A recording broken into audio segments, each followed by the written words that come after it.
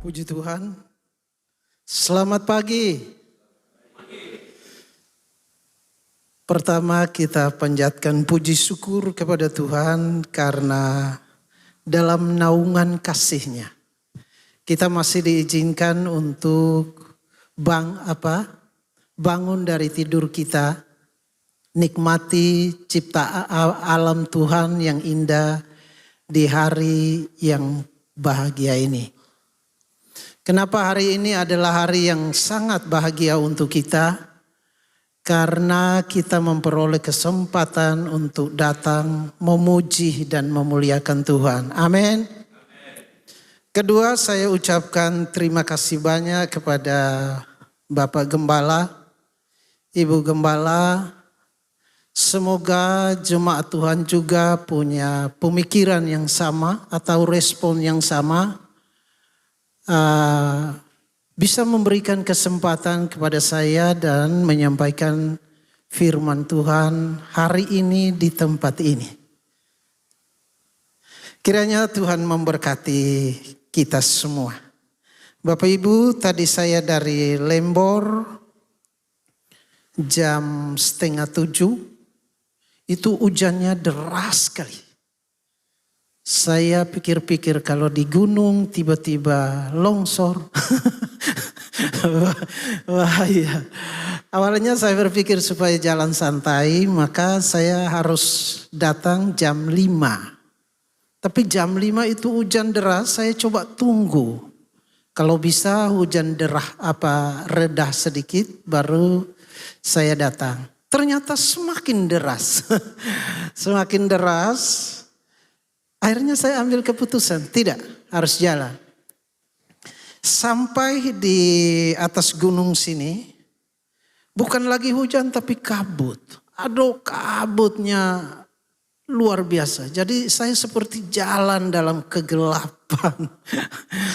Tapi puji Tuhan, kita orang percaya selalu punya keyakinan bahwa dalam kondisi apapun, dalam keadaan apapun, Tuhan menyertai kita. Sehingga kita tidak pernah takut, kita tidak pernah khawatir. Puji Tuhan. Mungkin Bapak Ibu semua sudah tahu judul firman Tuhan hari ini. Saya minta tolong, adakah? Tema firman Tuhan yang akan disampaikan hari ini adalah peliharalah kasih persaudaraan. Bapak Ibu Saudara yang saya kasihi, kenapa kasih persaudaraan ini penting sekali untuk kondisi atau situasi hari-hari ini. Karena semakin majunya teknologi atau ilmu pengetahuan, bukan berarti itu salah. Tapi kadang cara orang mengelolanya, cara orang meresponnya itu kadang tanpa disadari menggiring atau menggeser kita dari kualitas kasih persaudaraan yang baik. Jadi kasih persaudaraan itu hari-hari ini hanya sekedar jadi basa-basi. Bayangkan dulu kalau kita di pesta-pesta, begitu ketemu dengan sesama kita atau tetangga, keluarga, maka kita saling ngobrol luar biasa. Tapi kemudian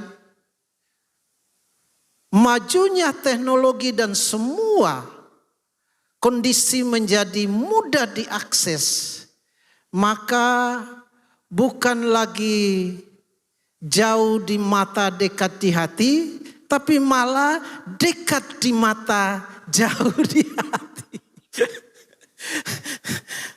Saudara yang kekasih, itu yang perlu kita sadari. Dan ini akan menjadi sebuah pemicu Ini akan menjadi sebuah pemicu yang akhirnya kasih persaudaraan menjadi sebuah kata-kata belaka.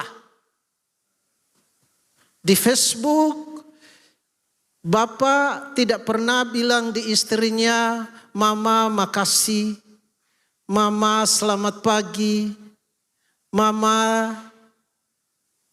terima kasih banyak, sudah makan belum?" Tapi kalau di Facebook, masih pagi-pagi dia mulai posting. Teman-teman Facebook yang baik hatinya. Selamat pagi. Istrinya di samping dia tidak pernah selamat pagi. Kakak adiknya di samping dia tidak pernah selamat pagi. Inilah yang perlu kita renungkan. Dan akhirnya dari kenyataan ini mendorong saya untuk mengangkat tema ini. Dan kita bahas bersama hari ini. Semoga waktu cukup. Karena tadi Bapak Gembala katakan waktu kita begini-begini. Memang saya pahami karena di sini ibadah 2 kali.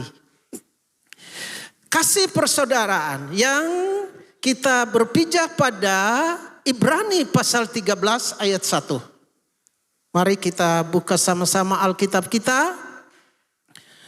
Ibrani pasal 13 ayat 1. Untuk menghormati pembacaan firman Tuhan, saya undang kita semua bangkit berdiri.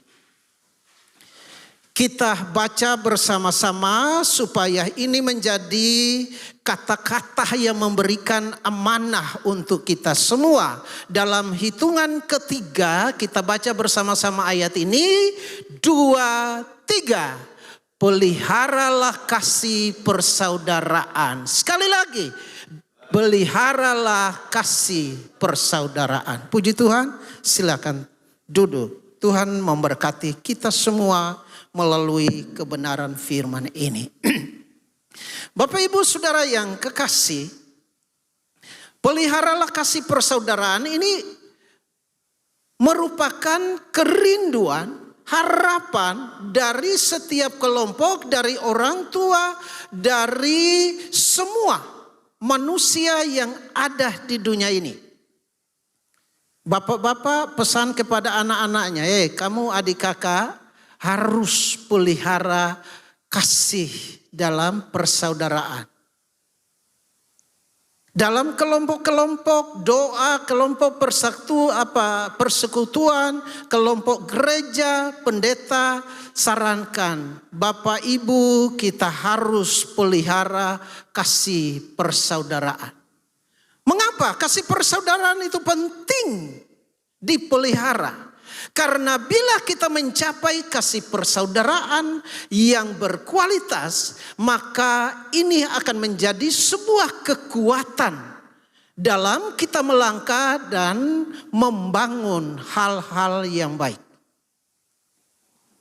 Sehingga sekali lagi, mengapa kasih persaudaraan ini penting bagi kita? Karena di dalam kasih persaudaraan ini, bila kita mencapai kasih persaudaraan yang berkualitas, maka dia akan berkontribusi bagi kita untuk memperoleh sebuah kekuatan dalam melangkah maju dan melakukan hal-hal yang baik. Kadang tujuan kita bagus, sepakat untuk kita jalani sebuah tugas atau pekerjaan. Tetapi kemudian berprosesnya waktu atau berjalannya waktu, di sana kita hancur berantakan. Bahkan terjadi saling mencurigai. Kenapa? Karena kita tidak punya rujukan kasih. Kita tidak punya referensi kasih yang mendasari harapan kita atau kata-kata yang diungkapkan dalam setiap kelompok, atau dari seorang ayah kepada anak-anaknya, dari seorang pendeta, dari seorang tokoh adat, dari pemerintah dan sebagainya. Itu sebabnya kasih persaudaraan ini adalah sebuah himbauan yang bersifat lepas. Maka pagi hari ini saya mengajak kita, mari dan kita merujuk kepada sebuah kasih, atau kita harus memiliki referensi kasih yang akan menjadi dasar dalam kita memelihara kasih persaudaraan itu. Lukas pasal 15. Lukas pasal 15 ayat yang ke-11.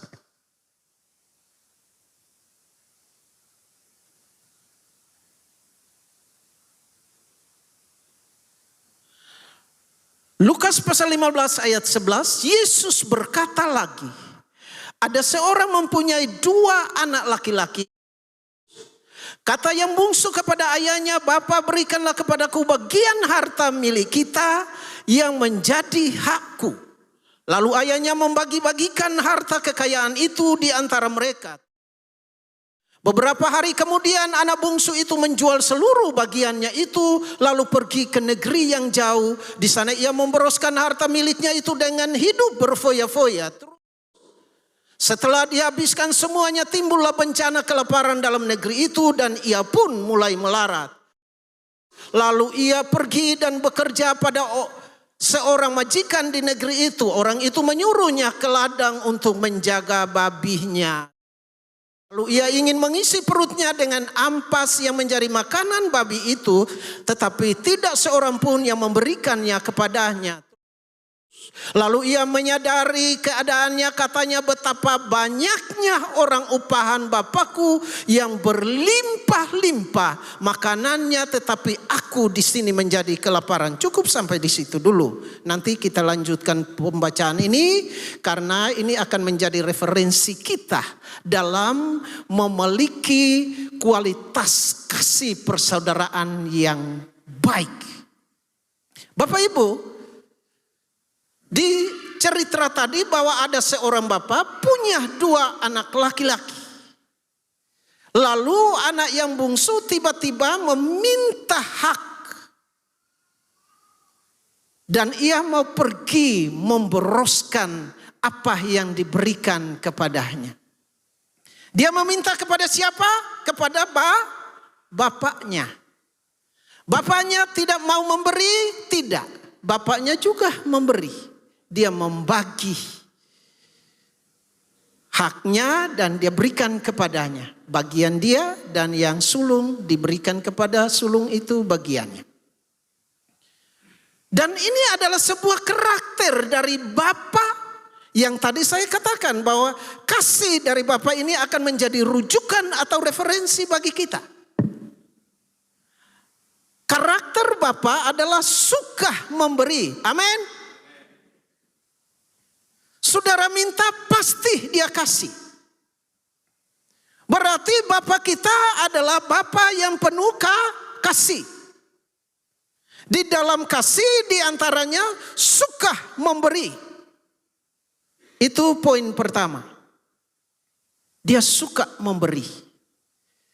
Tapi sayangnya, ada sesuatu yang tersembunyi di situ yang tidak dipahami oleh kedua anak ini, khususnya anak bungsu tadi. Dia meminta bagiannya berdasarkan haknya.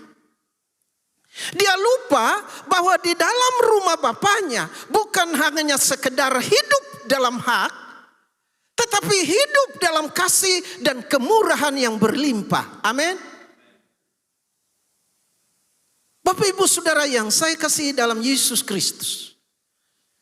Kadang kita merasa diri kita adalah ahli waris dan banyak kita meminta hak kita dari Tuhan.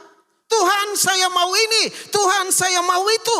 Tapi hari ini saya sampaikan kepada Bapak Ibu, berpikirlah lebih jauh bahwa di rumah Bapak kita, di hati Bapak kita yang di surga, ada sesuatu yang lebih. Dia melihat kita dengan kasih dan kemurahan yang berlimpah. Maka karena anak ini minta haknya, dia kasih. Bapak Ibu, apa yang dimaksud dengan kasih? Kasih adalah perbuatan baik yang tidak dipatahkan oleh alasan apapun, dan kasih tidak pernah berubah menjadi kebencian. Sekali lagi, mari kita ucap bersama-sama supaya kita pahami dasar dari kasih. 1, 2, 3. Kasih adalah perbuatan baik yang diberikan tanpa mengenal alasan dan tidak pernah berubah menjadi sebuah kebencian. Ini kasih yang ada di dalam Bapa. Saudara pernah dengar orang bilang begini, dulu saya lihat kamu baik, maka saya baik. Tapi begitu saya lihat sekarang kamu pun sifat begini, saya juga lebih jahat dari kamu. Artinya saudara yang kekasih, dulu kebaikan yang dia kategorikan dalam kasih, dia berikan itu berubah karena sebuah keadaan atau perubahan dari pihak yang kedua. Siapa pernah lakukan ini? Apa kita semua pernah lakukan ini? Saya akui, saya juga sering lakukan itu. Ini di hadapan Tuhan. Jangan ada dusta di antara kita dan Tuhan. Saya pernah lakukan ini. Dan sering lakukan ini. Kalau orang baik, saya baik. Kalau dia mulai tidak baik, maka saya selalu kategorikan diri saya pada level yang tertinggi. Kau tidak baik, saya lebih tidak baik. Nah, ini bukan anak Bapa yang baik. Tapi anak Bapa yang punya kasih terbatas dengan keadaan dan situasi. Bapak Ibu Saudara yang saya kasih dalam Yesus Kristus. Kebaikan yang dimiliki oleh anak-anak Tuhan adalah bukan sebuah muatan. Tapi harusnya menjadi sebuah kepribadian dalam kehidupan kita. Sehingga ditanya kemana-mana saja dia tetap menerapkan kasih itu. Bapak Ibu, kalau seandainya Yesus melakukan kasihnya kepada manusia, seperti alasan manusia yang tadi saya sebut bahwa saya melakukan yang baik karena kamu baik, tetapi ketika saya tahu kamu tidak baik, saya lebih tidak baik lagi. Kalau kata ini dipakai oleh Yesus, maka apa yang terjadi? Karena demikianlah Allah mengasihi isi dunia ini sehingga anaknya yang tunggal diberikan kepada dunia ini, ke dalam dunia ini, supaya barang siapa yang percaya dia tidak binasa, melainkan beroleh hidup yang kekal. Itu adalah kasih. Tapi ketika kemudian kita harus mengakui diri bahwa dalam prosesnya waktu sejak kita kenal Tuhan, apakah kita tidak pernah berubah dalam melakukan hal-hal yang baik? Kita pernah berubah. Bahkan kadang keadaan kita pernah jatuh pada kondisi yang paling terpuruk. Tapi kasih Tuhan tidak pernah terbantahkan atau dipatahkan dengan keadaan atau alasan apapun. Tuhan tetap mengasihi kita. Sehingga hanya satu pintu yang dibuka. Satu pintu yang dibuka apa? Bahwa ketika kamu berdosa, saat kamu datang kepadaku dan mengaku dosa kamu, maka Allah itu setia dan adil mengampuni kamu. Dalam penerapan kasih persaudaraan, satu poin yang kita harus pegang adalah mengampuni. Amin. Saudara sudah mengampuni berapa kali? Tidak pernah mengampuni? Siapa yang tidak mengampuni? Angkat tangan. Harus mengampuni. Sebagai anak Bapa harus mengampuni. Bapak yang di surga, bukan Bapak Lukas. Bapak yang di surga harus siap mengampuni. Bapak Ibu Saudara yang kekasih, anak yang bungsu ini, dia hanya berpatokan pada haknya. Maka dia meminta haknya. Dan apabila beginilah keadaan atau sifat respon orang terhadap pemberian yang bersifat hak. Berapa kali orang tua kecewa ketika anaknya minta sesuatu diberikan, dia pergi hambur-hambur dan habis-habiskan. Orang tua kecewa tidak? kecewa. Bapak Ibu, ini saya mau tanya pada bapak-bapak. Kalau engkau masih hidup dengan istri masih hidup, tiba-tiba anak datang dan meminta haknya, senang tidak? Senang tidak? Pasti tidak senang. Karena anaknya meminta haknya itu, dia mulai berpikir. Apa dalam pikirannya? Tiba-tiba kalau bapak dan mama mati. Bagaimana ini saya punya bagian?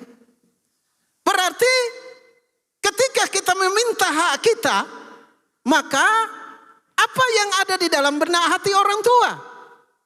Pasti kekecewaan. Pasti kekecewaan. Bapak Ibu Saudara yang saya kasihi, perhatikan baik-baik. Yang perlu kita pahami bahwa kita hidup di dalam kasih Kristus yang penuh dengan kemurahan, bukan hanya semata-mata hak waris. Kalau hanya hak waris, bisa saja kita foya-foyakan, habis itu kembali lagi. Berapa kali Tuhan berkemurahan untuk kita, tapi kita tidak menghargai itu. Kita merasa bangga bahwa tidak, itu hakku. Karena saya percaya Tuhan. Sehingga Tuhan berbuat baik kepada saya. Memang wajar. Perlu kita sadari bahwa hari ini saja kita masih hidup. Itu adalah kasih dan kemurahan Tuhan untuk kita. Kalau engkau menjadi kaya, itu bukan karena hakmu, tapi karena kasih dan kemurahan Tuhan yang dilimpahkan bagimu. Jangan sampai kita merasa sombong. Jangan sampai kita merasa lebih hebat karena kita memiliki hak istimewa. Karena kemungkinan besar hal ini kita salah gunakan dan akhirnya menyeret kita kepada kejatuhan yang paling rendah, yaitu menjadi tukang kasih makan babi. Bapak Ibu, kalau orang-orang yang keluar dari kemurahan Tuhan dan kasih Tuhan, lalu dia jauh daripada ruang lingkup aturan, ajaran, binaan Tuhan, maka apa yang terjadi? Hidupnya jatuh paling terbawah, yaitu dia lebih rendah. Mohon maaf, agak kasar, tapi ini sebagai sebuah peringatan bagi kita. Dia lebih rendah dari apa? Kalau di dalam apa yang kita baca tadi, lebih rendah dari apa? Dari babi. Karena babi masih bisa dapat makan. Kita tidak dapat makan. Enak babi makan. Babi bilang, kapok lu. Saya makan. Dia tunggu ampasnya. Tapi ingat, di mana babi pernah kasih sisa ampas? Tanpa makannya saja dia mau gilas kasih habis. Kita tunggu sesuatu dari sumber yang tidak benar. Itu konsekuensi dari sebuah keputusan yang keliru. Hidup dalam kemurahan, tapi karena selalu incar-incar haknya, maka dia minta haknya dan mundur dari Tuhan. Banyak orang ketika ada di dalam Tuhan berdoa, Tuhan berkati saya supaya saya bisa memuliakan engkau. Begitu diberkati, bukan dia lebih dekat dengan Tuhan, tapi dia jauh dari Tuhan. Hati-hati. Bapak Ibu Saudara yang kekasih, anak ini pergi dan memboros-boroskan hartanya. Kemudian di negeri itu terjadi kelaparan. Lalu keadaan pun mulai menyiksa keberadaannya. Dari proses ini menyadarkan kembali anak ini. Apa yang dia katakan? Bahwa di rumah orang tuaku banyak pekerja yang memperoleh banyak makanan. Berlimpah makanan. Sekarang dia mulai sadar bahwa sebenarnya di rumah orang tuaku bukan karena hak semata-mata, tetapi juga berlimpah dengan kasih dan kemurahan. Maka anak ini dia bangkit kembali. Bapak Ibu ingat, sepuruk apapun keadaan kita, Jangan berkata bahwa saya menyerah. Satu jalan saja, kembali kepada Tuhan. Karena Bapa kita yang punya kasih yang luar biasa. Kasih yang penuh dengan kemurahan. Dia akan mengampuni dan membaharui kembali hidup kita. Anak terhilang ini dia pulang. Lalu mari kita baca selanjutnya. Ayat yang ke-18, aku akan bangkit dan pergi kepada Bapakku dan berkata kepadanya, Bapa, aku telah berdosa terhadap surga dan terhadap Bapa. Dia sadar akan sebuah kesalahan yang dia lakukan. Tapi dia tidak berdiri di tempat. Dari kesadaran ini dia mau bertindak. Dia mau kembali kepada rumah Bapa yang penuh dengan kasih dan kemurahan. Dia mulai belajar di sini. Dia kembali. Kadang kita jatuh dalam sebuah kondisi, kita tidak bisa bangkit-bangkit lagi. Pendeta datang, Pak, Bapak, Mama, kenapa tidak pergi gereja? Ya Bapak, pendeta, beginilah keadaan kami. Kami sudah tidak mampu lagi. Yoel menyatakan apa? Yang lemah berkata, aku kuat. Jangan sampai berikan kesempatan pengakuan kita kepada iblis mendengar bahwa betul-betul kita tidak bisa bangkit lagi. Mengapa engkau tidak bisa bangkit dalam kondisi demikian? Karena engkau melihat kepada pribadimu sendiri. Engkau tidak pernah melihat kepada kasih Bapa. Engkau tidak pernah melihat kembali kepada kemurahan kasih yang penuh dengan kemurahan Bapa yang siap menunggu kedatanganmu. Selanjutnya ayat 19. Aku tidak layak lagi disebut anak Bapa. Jadikanlah aku sebagai salah seorang upahan Bapa. Maka bangkitlah ia dan pergi kepada bapaknya ketika ia masih jauh. Ayahnya telah melihatnya. Lalu tergeraklah hatinya oleh belas kasihan. Ayahnya itu berlari mendapatkan dia. Lalu merangkul dan mencium dia. Salah satu poin kasih di sini. Perhatikan baik-baik dari Bapa. Mengapa dia mengampuni? Karena dia tahu bahwa proses waktu, proses persoalan, proses hidup bisa menyadarkan seseorang untuk kembali kepada Bapa. Maka kasih yang bersifat kemurahan ini dilimpahkan kepada kita sehingga kita diampuni. Bukan cuma diampuni, tapi masih dari jauh. Bapaknya bukan tunggu di situ. Perhatikan baik-baik gerakan kasih yang bersifat kemurahan. Dia mendorong untuk melangkah menjemput dia.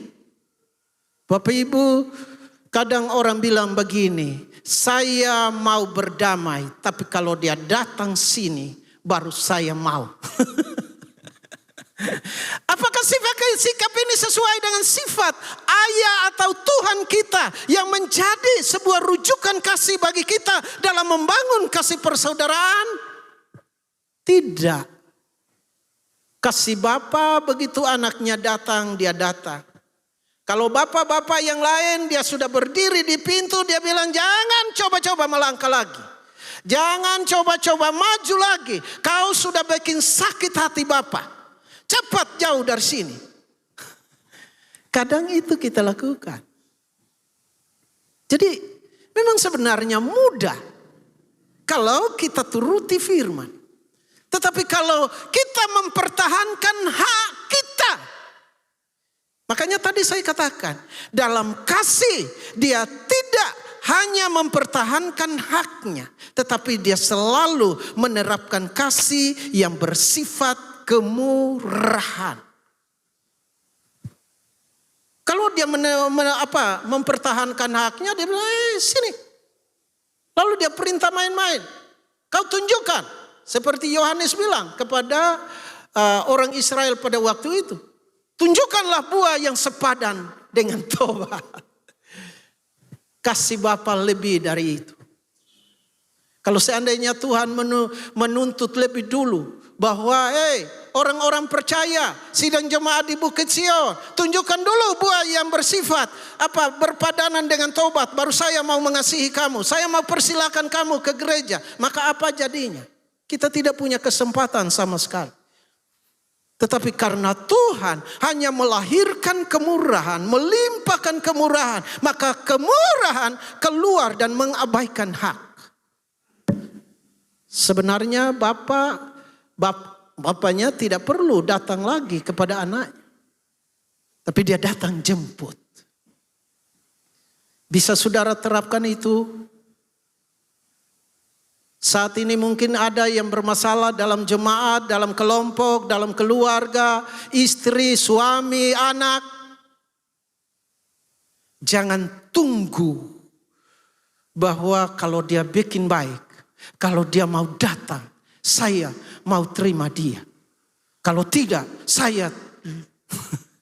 Saudara yang kekasih, selagi engkau berpikir yang baik, dapat berpikir yang baik, lakukanlah baik itu, maka baik itu akan menghasilkan buah yang baik dan sama-sama akan menikmatinya.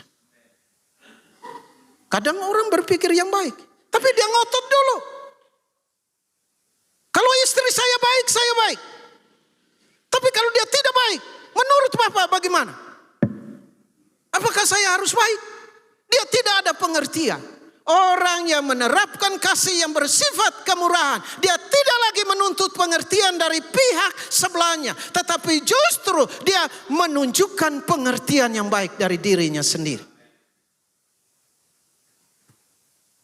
Bapak Ibu Saudara yang kekasih, ini rujukan kasih persaudaraan, supaya kasih persaudaraan kita bisa bertahan. Kalau kita tidak mendapatkan rujukan ini, kita tidak belajar dari sini, maka ambruklah kasih persaudaraan kita. Apalagi krisis mulai melanda dunia. Semua orang di mana-mana mengeluh, sekarang sepi, sepi dan sepi.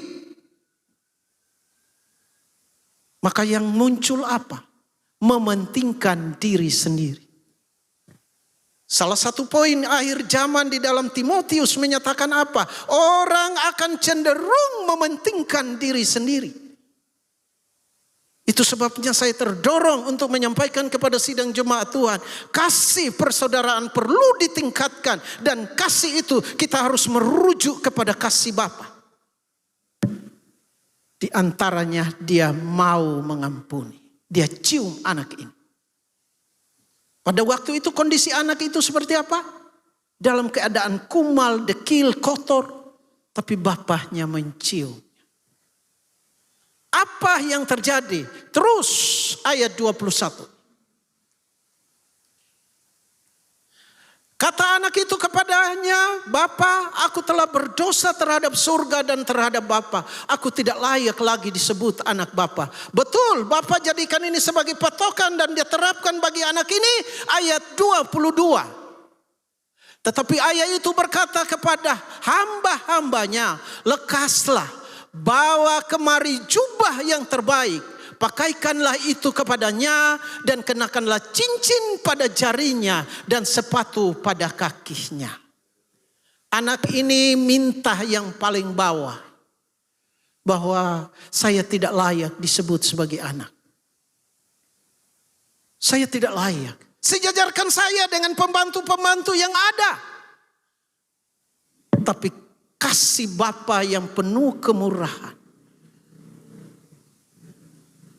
dia berikan sesuatu di luar dari apa yang dipikirkan oleh anak ini.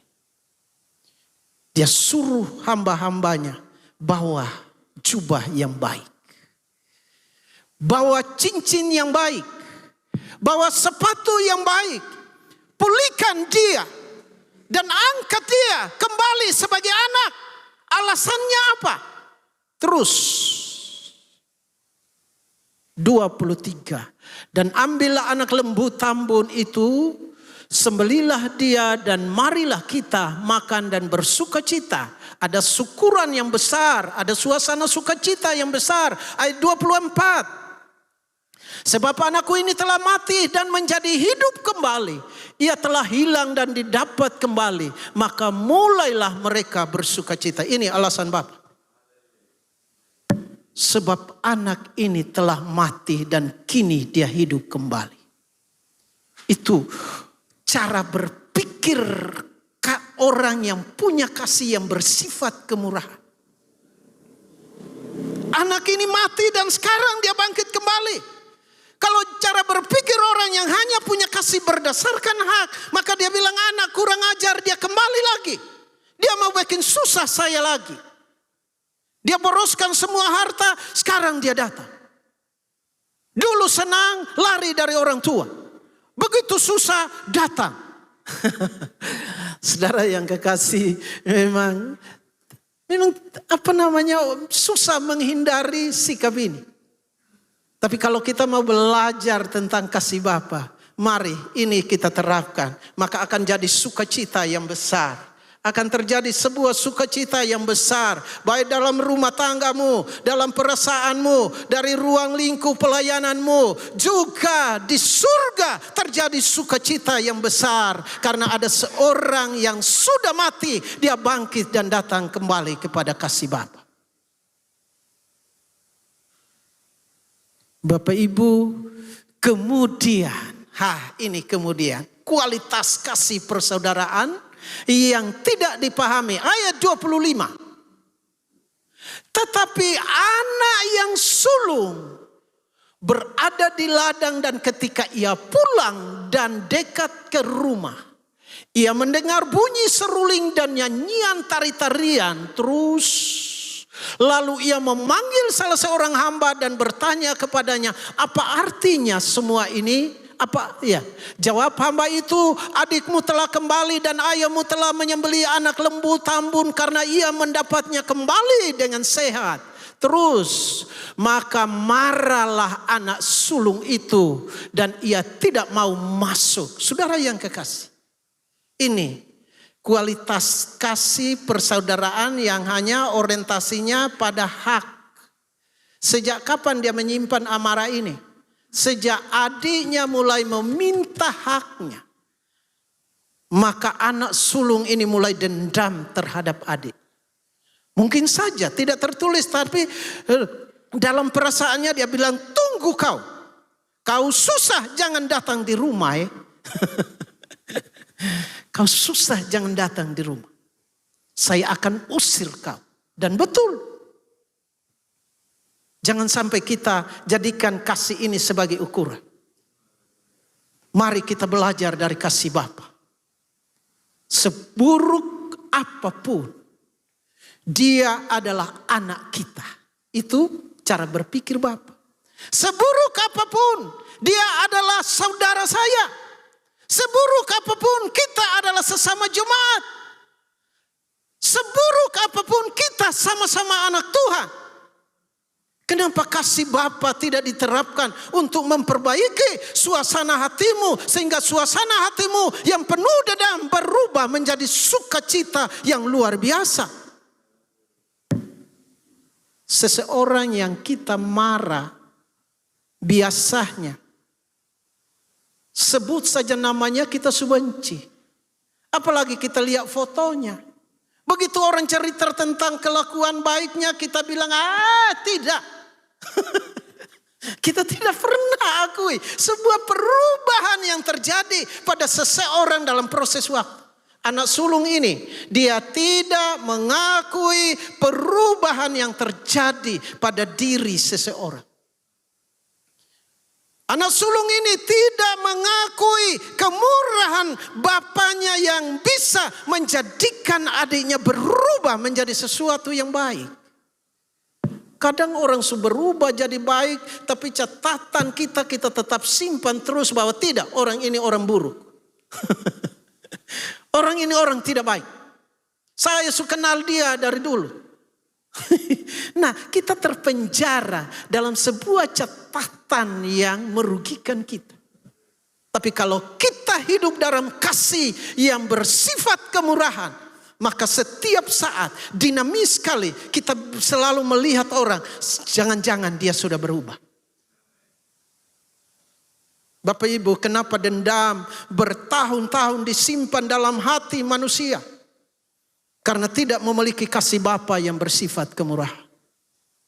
Dia merasa bahwa haknya sudah diambil. Kini dia datang lagi, dia mau korek lagi hak saya. Sehingga dia tidak mau masuk ke dalam rumah. Dia mulai sampaikan kepada bapaknya. Selama ini saya ada di sini, saya bekerja. Bapak tidak pernah melakukan sesuatu yang baik seperti ini kepada saya. Sementara anak kurang ajar ini baru datang, Bapak bikin pesta yang luar biasa. Coba saudara baca cara berpikir dari anak sulung ini. Orientasinya dia bukan hanya anak yang hidup berkelimpahan dalam rumah bapaknya, tetapi orientasinya selalu pada hak waris. Berapa banyak anak, kakak, adik, suami, istri menjadi konflik karena hak dalam warisan. Ini hak saya. Ini hak saya. Kalau dalam kemurahan Tuhan, tidak. Kita sama-sama punya hak. Kita hidup karena kasih Bapa. Amin. Amin. Nah, jangan tidur.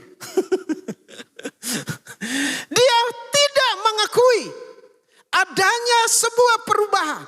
Yang kedua, karena tidak mengakui itu, maka dia pun tidak mau melepaskan pengampunan. Bapak ibu saudara yang saya kasih dalam Yesus Kristus, belajarlah dari kasih Bapa bahwa ketika anak itu atau musuhmu datang, maka pertama engkau harus lakukan lepaskan pengampunan. Sudah terapkan ini? Sudah? Kalau sudah ya katakan sudah. Kalau belum, mari kita terapkan. Kalau suami waktu datang gereja kita marah, suami pulang bilang, Bapak saya minta maaf tadi. Kalau kakak adikmu waktu kamu hidup sama-sama di situ ada amarah, pulang dan sampaikan, kakak adik saya minta maaf ya. Adikmu pasti bilang, apa yang buat kau seperti ini? Bilang, karena saya belajar dari kasih Bapa. Amin. Karena saya belajar dari kasih Bapa.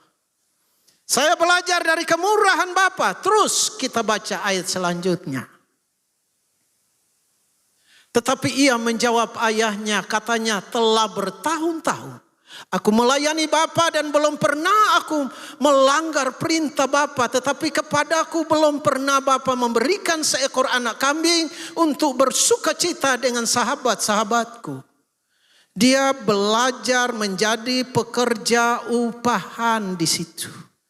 Dia tidak sadar bahwa dia ada di situ, ada di dalam rumah Bapa yang penuh dengan kelimpahan, kemurahan. Sebenarnya kalau dia minta, maka pasti Tuhan kasih. Amin. Percaya itu? Kalau kamu minta, Tuhan kasih.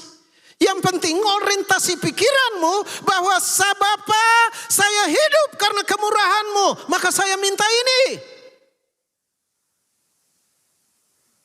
Jangan bilang begini, Tuhan, saya sudah melayani gereja sekian tahun. Saya sudah lakukan kewajiban saya. Di mana hak saya? Jangan bikin itu jadi alasan. Jangan bikin itu sebagai pijakan komunikasimu dengan Tuhan.